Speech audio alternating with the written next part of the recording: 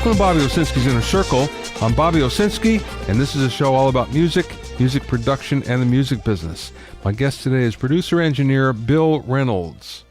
First of all, I don't know if you've heard, but Spotify has been hacked. And the way people found out about this is they were looking on their playlists, and these are just average users, and finding artists that no one knew who they were. And there is a number of distinctive properties about these artists. First of all the songs were very, very short, and they really had no sections. There were no verses and no choruses. There were few, if any, lyrics. In many cases, no lyrics at all. They all had generic cover art. They all had very short, non-descriptive, one-word song titles. And all of these artists that showed up have no presence on the internet other than Spotify. There's no social media. They don't have fan pages. There's no websites or concert listings or photos. Now, this in itself was enough to really upset many Spotify users, but then when they went and looked in their listening history, they found out that these mystery acts were logged as listens as well. So there's a couple of things that are happening. The first thing is they're getting a lot of streams that are coming from nowhere, and the second thing is suddenly they're appearing on all sorts of playlists, and no one knows who these acts are or where they came from. So this is something that they're calling mystery core. It now has its own subgenre, mystery core. But anyway, if you have a Spotify account, just make sure you check it just to see if this is happening to you. Not that it's going to cost you any money, not that it's going to do anything, but the fact of the matter is there's someone getting paid for listens that aren't happening. There's someone that's appearing on your playlist that you don't know, and there's something wrong with that. Now, the bad part here is Spotify is not acknowledging that there's anything wrong, but it's a growing controversy, and I think you'll see more and more about this in the coming days.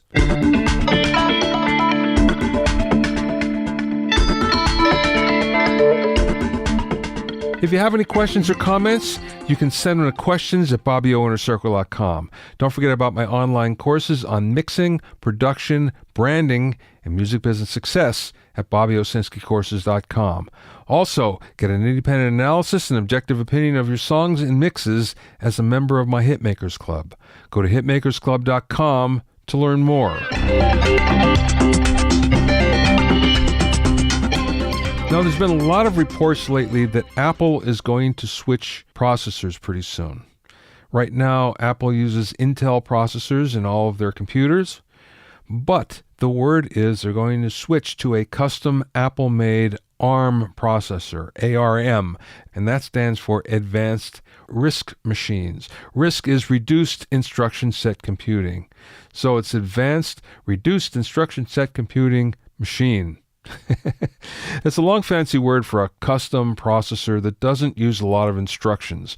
As a result, it's very, very efficient, and it's one of those things that would be really good for laptops, but since there's fewer instructions, unlike the generic Intel processors that they've been using, what that means is less heat, usually means less need for heat dissipation, which means a smaller case. So the new Apple Pro was reportedly due out in 2019. It looks like they're going to miss that. It looks more like 2020 now. That being said, it also looks like there's a good reason for it, and that's a switch to the new processors. Now, this has happened before, actually, so there's a precedent for it. Back in 2005, Apple switched their Macs from a PowerPC processor to Intel. And the PowerPC, of course, was a consortium between Apple and Intel and Motorola. When that happened, it caused everyone to actually upgrade the operating system, and that happened, all the software broke, so you basically had to update all of your software. In many cases, it meant upgrades, and there was a lot of people upset about that. In this case, the experts are saying it's not going to be a big disruption, or at least not as big as it was before. So look for that to happen. Be aware that it could mean that you might have to update all of your software. But again, some very smart people are predicting that's not going to happen. But keep an eye out anyway, because this is something that's in your future if you're a Mac user. My guest today is Bill Reynolds, who's a Grammy-nominated producer, engineer, mixer, songwriter, and former bass player of Band of Horses. Bill's credits include the Avett Brothers, Band of Horses, Truth and Salvage Company, Tim Chaisson, and Lissie, among others, and his songs have appeared on TV shows like House, Justified, and Army Wives. He currently works out of his personal Fleetwood Shack studio in Nashville. In the interview, we talked about vocal mix levels, being in a band as well as being their producer, the amazing Nashville session players, using a tape machine again, and much more. Bill and I spoke via Skype from a studio in Nashville. I want to go back to the beginning. I know you're a bass player first and foremost, as most of us are players that get into this. Give me some of your background. I understand that you turned down a full boat scholarship. Yeah. I started playing rock and roll, as we all do, and then when I moved to North Carolina, I didn't want to get into this certain high school.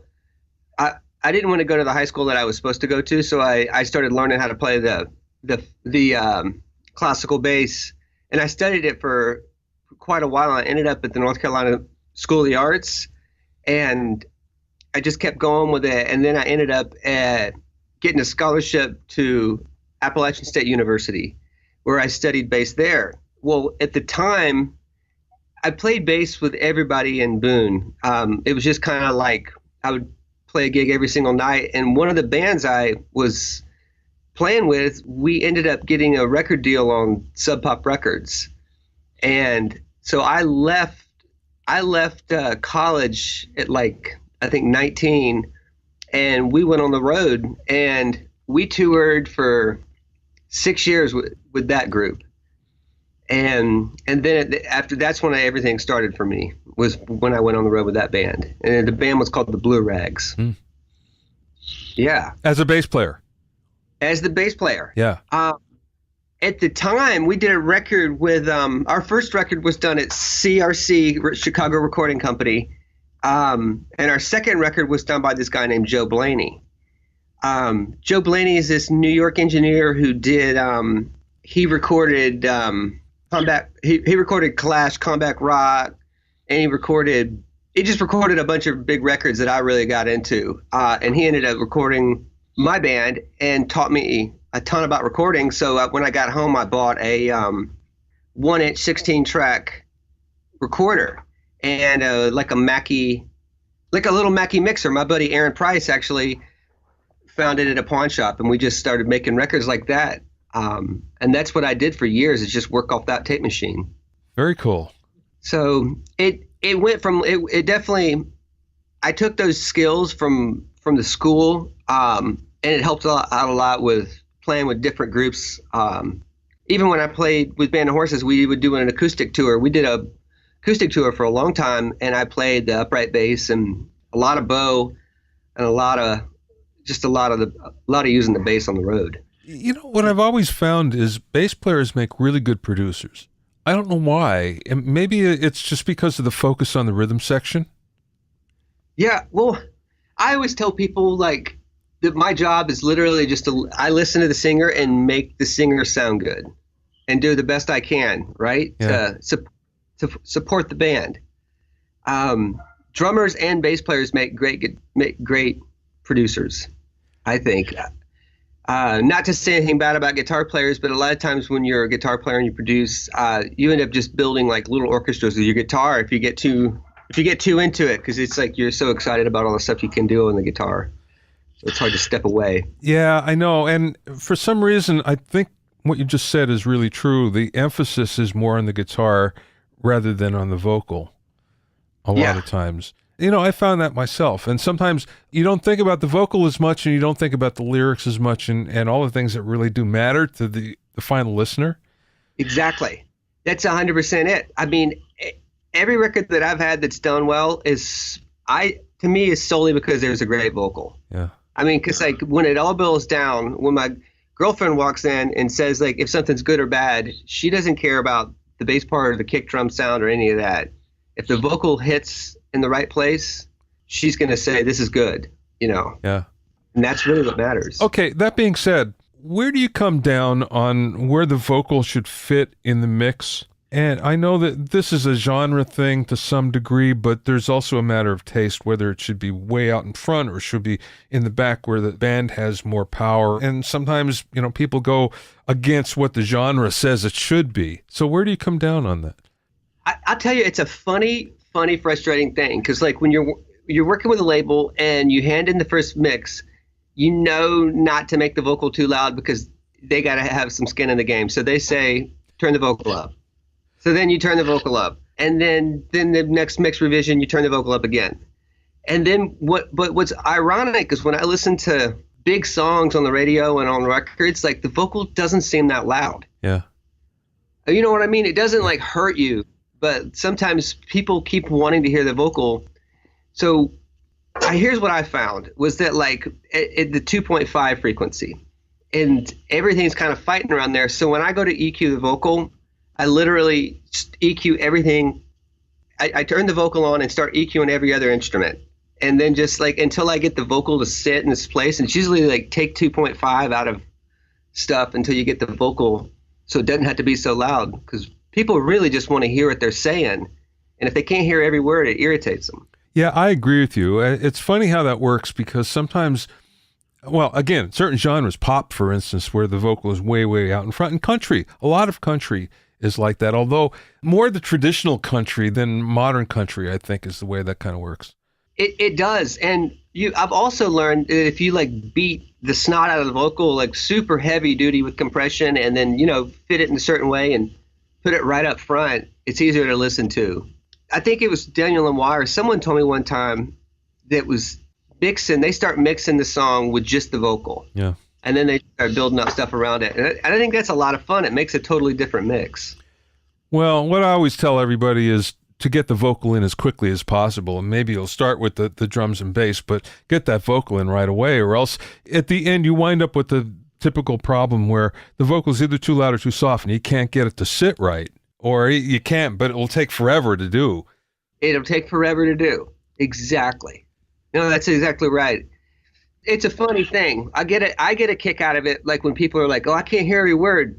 But when I listen to like a Led Zeppelin record and I don't know what the lyrics are, I love that. I'll just make up my own lyrics. Like I don't need to know what every lyric is. Like I have no idea what some of those people are singing, and that's mystery, Yeah, and sometimes it doesn't matter. The lyrics aren't all that great to begin with, so it's better if you make up your own to some degree. Exactly. True. I have a production question for you. So you started as a producer of Band of Horses, and then you became their bass player. What I found is, as a producer, you have a certain amount of respect and people listen to you, but when you become a band member, that sort of dissipates. Did that happen to you? It's a really tough one because I enjoy being in the position of the bass player, being a producer, because I know that people will always they always have someone in the band that they can say like, "Hey, does this work?" or "What, how's this go?" And they trust you. But also in the same breath, like we went and worked with Glenn Johns. So when you work with other producers that are legendary and stuff, like you have to just take a step back and go get coffee instead of sitting in the room and always trying to help everybody out. And you learn there's a zen to it, to not saying things when something's going a certain way. Yeah. But I do find it odd. But also it's a yin yang because the guys, when we're on the road, they can say, "We got this commercial coming up. Can you cut the vocals to it today?" And then so I'll have my rig and we're in a hotel room cutting the vocals. You know what I mean? Sending it off in the web to someone else. So it goes both ways. Yeah. Here's another question for you. So you were in Asheville for a long, long time, and then you moved to Nashville. Yes. Asheville has a very cool music scene. Why did you make the move? Is there something other than the obvious, well, there's more business there? Or was it because of the different scenes or what? Yeah. Well, Asheville, I lived in Asheville for 13 years, okay? And there's a recording studio there called Echo Mountain. It's a really amazing studio. It's got it's got an 8078 in one room, and it's got a legendary API in the other room, and it's a great town. But I had been there for a long time, and I had a girlfriend. Before I moved to Nashville, I moved to Atlanta, and I made records in Atlanta. And then I moved to Ojai, California, and I had a studio out in Ojai.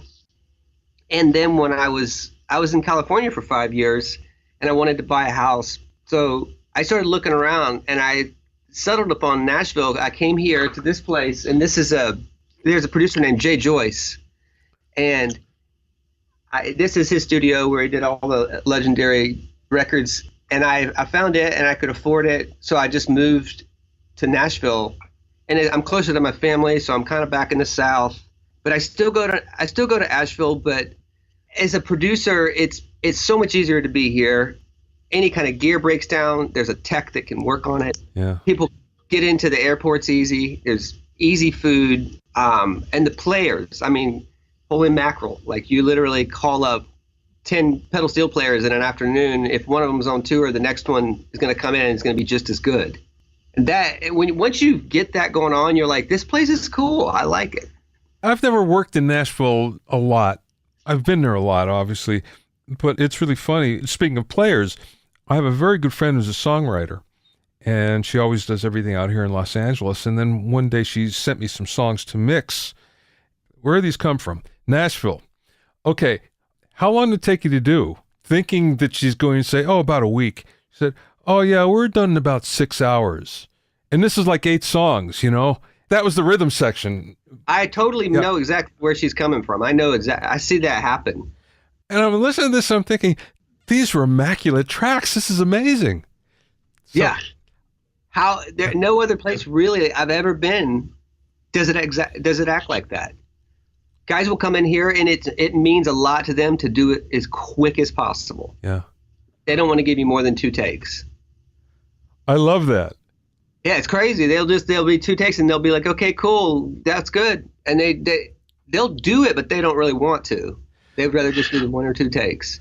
I used to produce a lot of blues records, and one I did was legendary Joe Houston, and doing this album, and he did the first song, did the first take, and I leaned over to the talkback. I says, you want to see if you can beat it? He says, why? I already did it once. And basically, he wanted me to pay him again to do it a second time. Oh my, yes. The old blues mentality, I love that. I love that. That's a good story. Yeah, definitely. Okay, so your studio, I understand you have a tape machine in there. Do you use it a lot? Do you go to tape a lot? Yeah, well, the tape machine is always on, and everything always goes through it. Ah. Okay, it's the front of Pro Tools. So when people come over here to engineer for me, if they don't have the tape machine turned on, they're like, I don't know what's going on. I'm like, turn the tape machine on. And it's always on, right? Yeah. The sound of tape to me is the sound of intention and the sound of hyper-focus. Like, I know that it has like certain tendencies of saturation and all that stuff, but what happens if bands are rehearsed and they're doing a good job, I say, let's go to tape, because they can. But if we're just literally just going to jump right into overdub land, there's really no need for me to mess around with the tape. I do like to hyper-focus a band once they come in and they feel like they can play it all live. Then we'll just cut on the tape, and it's always rolling it, and the tape rolls at the same time as the Pro Tools. And once we pick on a take, I just throw it into the Pro Tools and then throw it, and just keep rolling it. And then oftentimes what I'll do is, if I start on tape and then do the vocals on Pro Tools, when I'm getting in the mix, I'll just open up a channel on the tape, and once I have the vocals EQ'd and everything, I'll print it back to tape and then put it back into the Pro Tools. And it does a thing to it. It kind of helps mix it a little bit easier. I can't figure out why. When you say it's the front end of Pro Tools, does that mean the tape machine is on input and it's going through the electronics? Yep. Okay, yeah. Always. It's always doing that. And at any time I can throw a tape on and just go. Yeah. Did you have a hard time getting tape?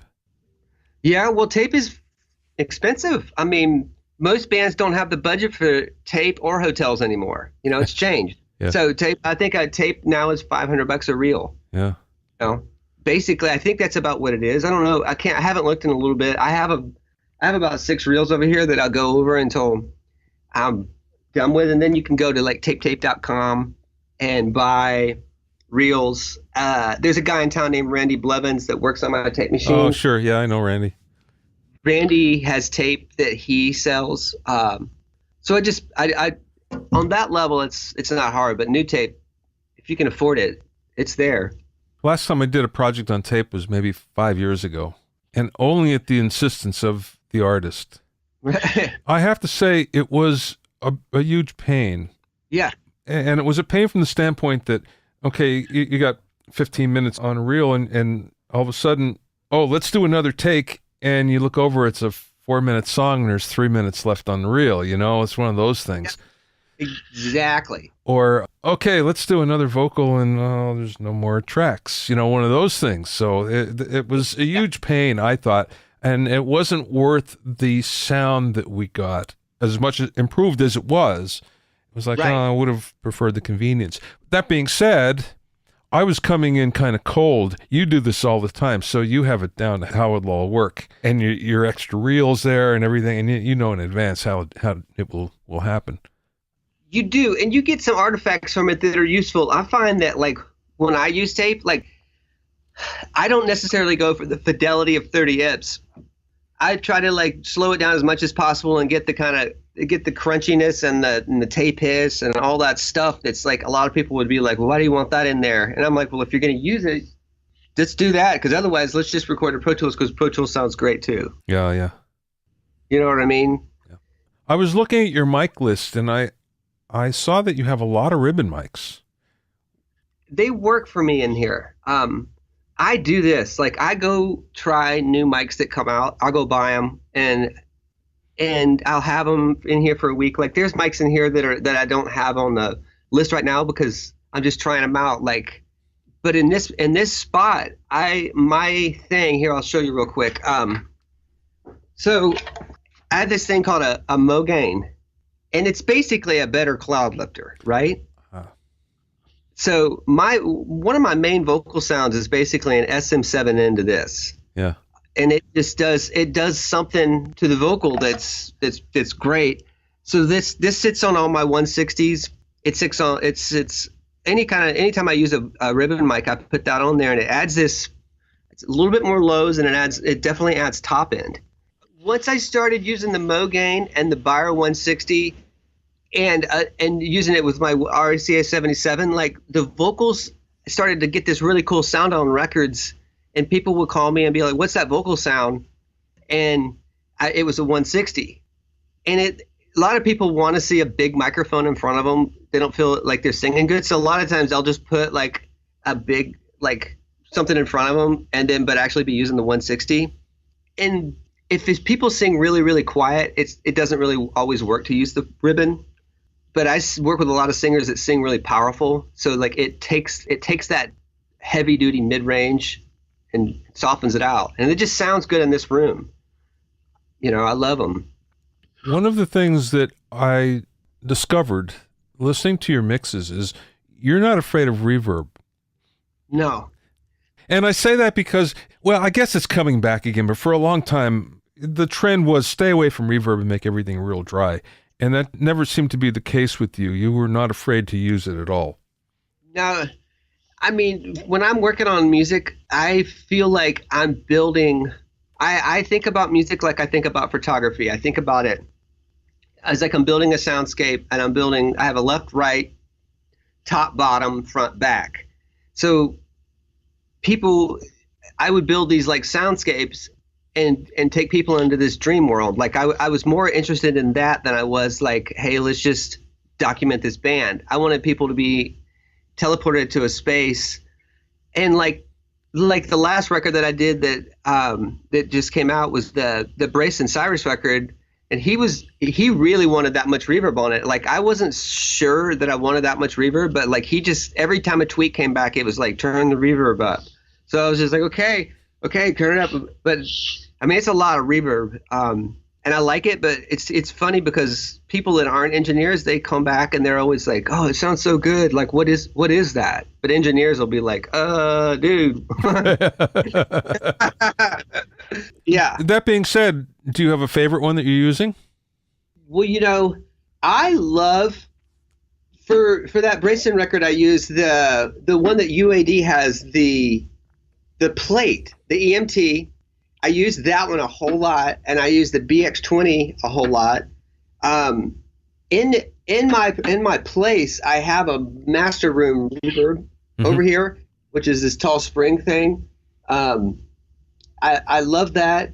I like to use the I like to use the Valhalla once in a while, but I tend to mostly use the EMT and by the UAD. And I love the 250 is what I use when I want a crazy, when it's wildly sounding reverb. A lot of the times what I'm doing is sending the EMT, the 250, the one that looks like RTD2. Yeah. And it's got a lot. I use the echoes on that one, and then I'll send that into a reverb, and that's how I get like the really big reverb. Do you EQ it like you were talking about around 2.5 before? Do you like cut that on the reverbs to make it work fit a little better in the track?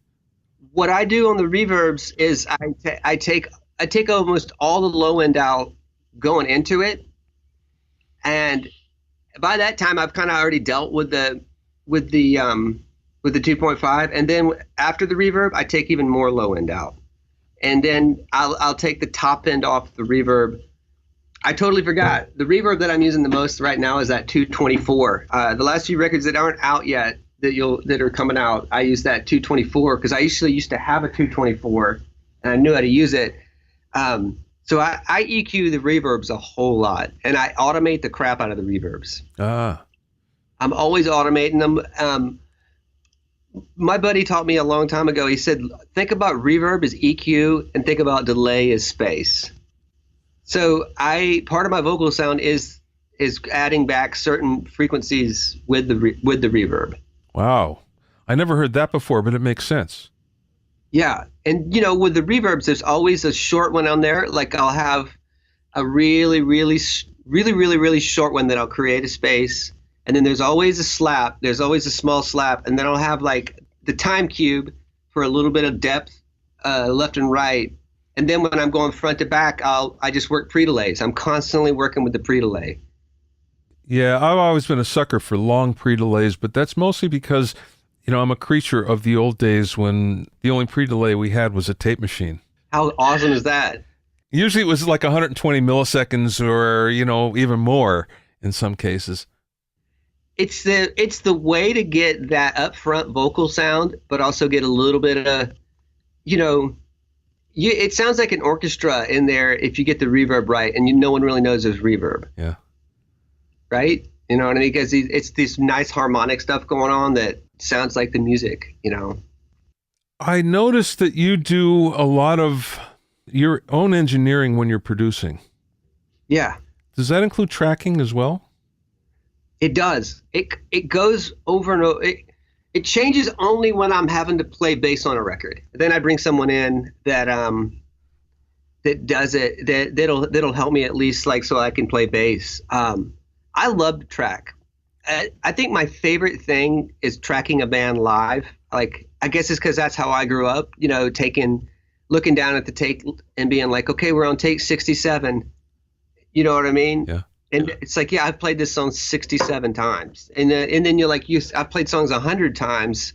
And I grew up that way. And there's something kind of magic that happens, even though it's exhausting, like that bands just won't do nowadays. Or they just never seen it. So I love to track. I love to get everybody excited at once and then track it. Ken Scott told me a great story about working with the producer Richard Perry. Aha. And Richard had the concept of when he was tracking, the first 30 takes was just the band getting warmed up. So they would do 30 takes and then the energy would drop. And he would wait another 30 takes until the energy would come back. And that's when he started to get his best takes. It's true. I mean, I don't know how to, yeah. There's something about wearing people down. Like when you talk about Neil Young, when you read about how he did Harvest, it says that basically the takes were done at like 3 or 4 in the morning when they'd been playing so many times that everybody's so exhausted that they just didn't have the will to try anything. You know what I mean? Yeah, right. It sounds like that. So I know you're a big UAD guy. What are your favorite plugins? That, the 224 is huge. I tell you what I use the most is the that EQ by Brainworks. That is, I can never remember. It's like BX10 or BX something. There's an EQ. I should just get it up while we're talking, so I'm not looking like an idiot. But like, it's an EQ called the BX Digital. Right? Yeah, right. And that thing is amazing for EQing and getting stereo width, and it's got a nice. It's just awesome. I mean, I really love that thing. And then I'm using I mean, they've got so many of them nowadays. I mean, holy mackerel. I mean, like I don't even hardly use all of these because I haven't had a chance, but there's so many good ones that just keep coming out. I use the LA3A a whole lot. I use the Korg SDD 3000 a lot. I use the Little Labs phase thing. Yeah. I use the voice of God a lot. And lately I've been using the Varimu. If I'm doing acoustic music, I'll use the Varimu. And my main limiter is the Oxford limiter. It's amazing. It's on everything that I do. And I use the Studer tape a lot. It kind of goes in like phases. Like I'm always using the SSL E series on a lead vocal because it's got everything on it. You know, it's got the gate, it's got the EQ, and that gate sounds like no other gate. You know, it does a little expand thing, and then the top end you can just torque it. Yeah. I love that. And then the bus compressor that they make, the SSL bus compressor. But there's so many amazing ones in there. Now, that being said, I see a console behind you. So when you're mixing, are you totally in the box or are you bringing everything back through the console? I use this for tracking. It's my favorite way of tracking. Once in a while I'll mix on the board, but I mix in the box. I love this for tracking because like my snake comes up for everyone. Like if you plug into one over there, it comes up one here. So I'm always working fast. And like, so when I'm on the tape and I've got 16 channels, I can easily get the drum sound and then push like 3 tracks of the drums and get my drums on 4 tracks on the console. And then I can record reverbs to tape, delays to tape. It all works really, really good there. And I find with recalls, I'll do A/B. I'll put up a mix and do the exact same mix on the board and do it here. And the board mix sounds great. I mean, sounds great, but the box mix always sounds better to me. Wow, that's awesome. Yeah, it's a matter of workflow in a lot of ways. Like I'm friends with Andrew Sheps, and he basically mixes on a laptop in a little cabin out in the middle of like England. Yeah. You know, a lot of guys I know can mix like that because they know what they're doing, you know. They know what they like to hear. It's funny with Andrew, I've been to, his old studio, which wasn't far from where I live. And, the 2 Neves that he had that are connected together and the massive outboard gear and the 2 24-track Studers and all that stuff, right? It was interesting because in talking to him, he said, I started in the box. And then I had to go outside the box for a project. I just stayed there, but I prefer to be inside the box. And here's a guy, with every piece of outboard gear and everything you want. Yeah. Yeah. But, I've talked to so many mixers lately that have, and I don't want to say resign themselves to the box because that's not the case. They've just come to the conclusion, it's better being there. Even if I can't get the exact sound, I can get at least 95% of the way there, and just having the ability to recall is worth it. When I started making records, there weren't really recalls. I mean, no, not everybody in the world understood what compression was or what EQ, you know what I mean? They maybe would call back for a vocal up mix, but nowadays, like everybody has Pro Tools or everybody's at least done it before. So when they start sending tweaks, it looks like they know how to mix. So you get mixed, you get recalled all the time. I mean, it's like that thing. I leave something for them to recall, I love it. You know what I mean? And it's like, cool. Yeah. For a while I was pissed about it and was like, God, I can't stand it. Why they're making it worse? Like, what are we doing here? It just keeps getting worse and worse. And then it stopped. You know, when you work with good people and they know what they want, like a lot of times it gets better and you're just like, this is awesome. I sound good because this person is listening on a system that other people hear it on. And we're making good moves. Well, that being said, you have the tannoys behind it. Well, actually, they're not tannoys. They're the mastering labs. But they call them Manleys, I guess, because Manley makes them now. Yes. So Manley got the stuff from Doug Sachs. So basically, Manley speakers. Okay. So you have those, and I see. I'm not sure what they are back there that you have. What's the other set? They're called Acoustic Energies. Okay. And I love them. I love them. And I also love this unit that I have called the Arc. Have you heard of the Arc? No. The Arc is let's see. The Arc is made by Odyssey.